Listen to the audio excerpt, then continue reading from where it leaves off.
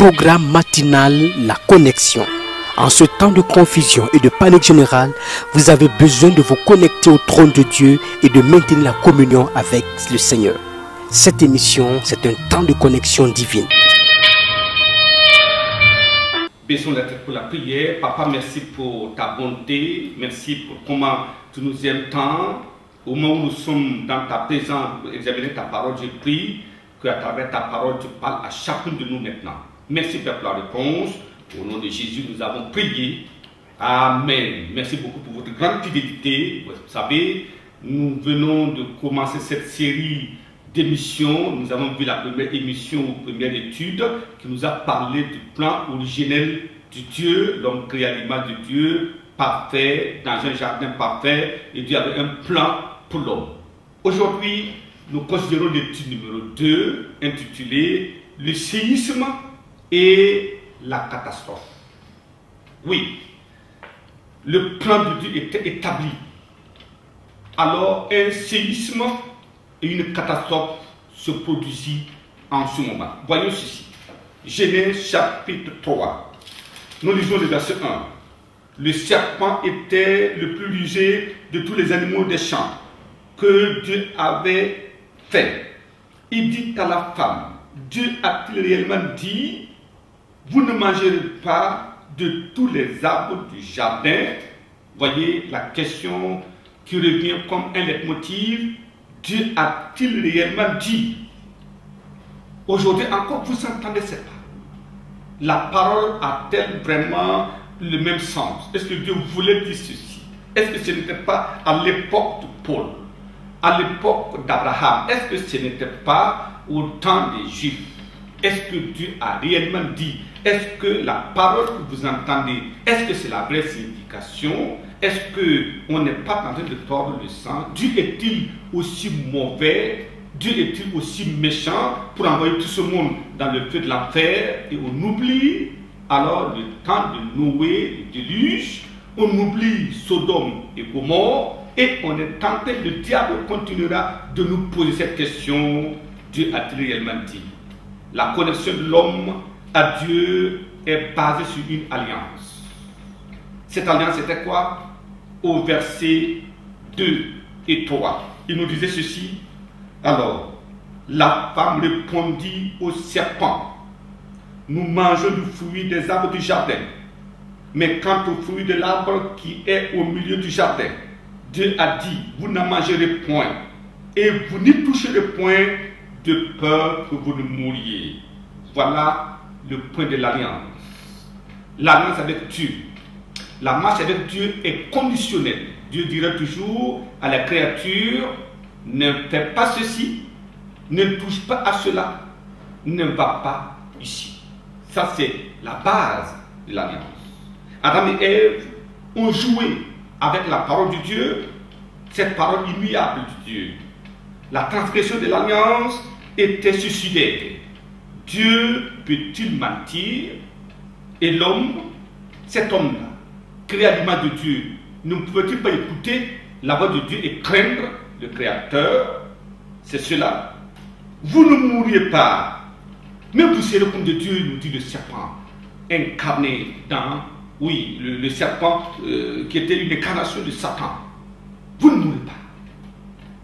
Et c'est terrible, le mensonge. Les oreilles des hommes démangent. La vérité est piquante.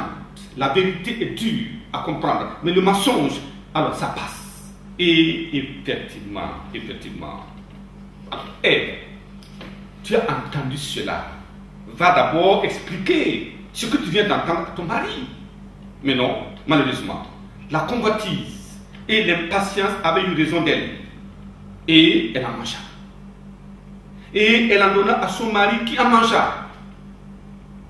Adam, quand Dieu créait tout, et il t'a créé avant de créer Ève, avais-tu entendu parler de cette parole? Oui. Dieu, la voix de Dieu, la voix du serpent, qu'est-ce qui est plus important? C'est de Dieu. Pourquoi cette femme qui vient d'être créée à partir de ta côte va-t-elle t'influencer à offenser Dieu et à te révolter contre l'alliance de Dieu?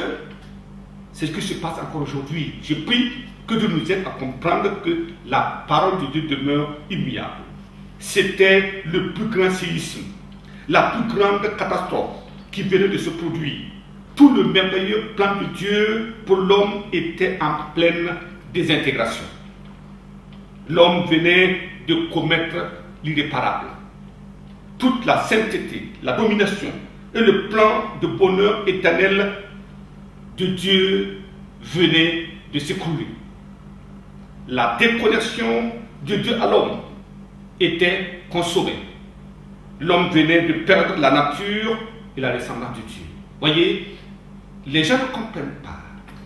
Ils pensent qu'ils peuvent simplement se lever et aller comme ça vers Dieu pour dire « je reviens ».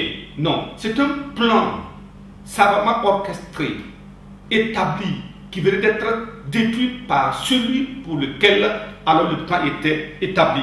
Faites attention, Adam et Ève étaient alors effrayés de la présence de Dieu. Le châtiment était trop fort. Oui, pour eux, ils se cachaient. Et ils cachaient leur nudité. Au lieu d'être comme Dieu, la honte est venue.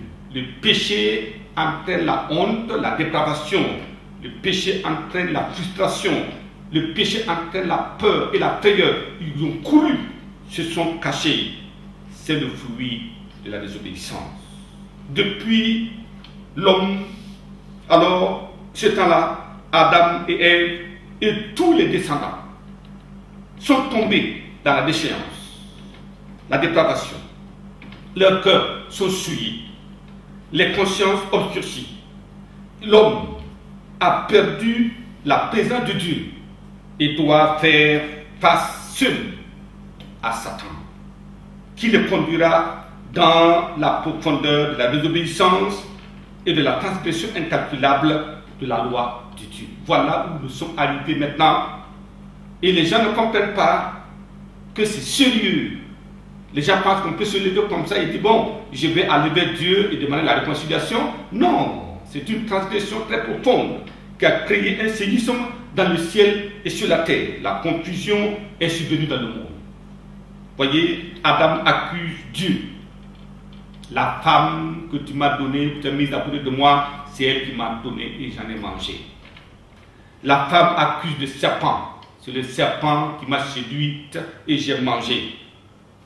Personne n'a tort. Personne n'est coupable. Personne ne demande pardon. Vous voyez, cet esprit est encore là, présent dans le monde aujourd'hui. Vous avez trouvé des gens, même des croyants, l'autre dit c'est moi qui ai dit ça, non, je n'ai pas dit ça. Et c'est une confusion totale. Et la confusion est rentrée dans le monde.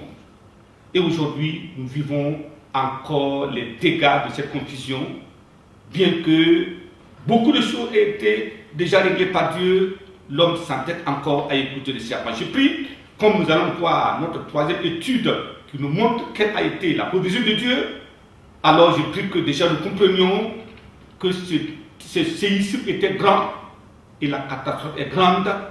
Seul Dieu est capable d'apporter la solution à ce problème causé par l'homme lui-même. Baissons la tête pour la prière. Papa, merci parce que nous savons que tu es vivant et grand. Je prie et je demande, comme nous écoutons ta parole, que les erreurs commises par Adam et Ève ne soient plus les nôtres au nom de Jésus-Christ. Que nous puissions comprendre là où nous avons tort pour demander pardon à Dieu. Je prie et je demande, Éternel des armées, que nous comprenions où nous sommes tombés, que nous nous relevions et que nous parlions sérieusement à notre Père. Et comme tu es un Dieu vivant et grand, tu interviendras certainement. Je prie que tu donnes la grâce à chacun aujourd'hui, que ce jour soit un jour merveilleux. Bénis chacun, bénis chaque pas, bénis chaque entreprise pour chacun de tes enfants au nom de Jésus. Père, merci pour la réponse. Au nom de Jésus, nous avons prié. Amen. Amen. Nous bénissons abondamment et à la prochaine.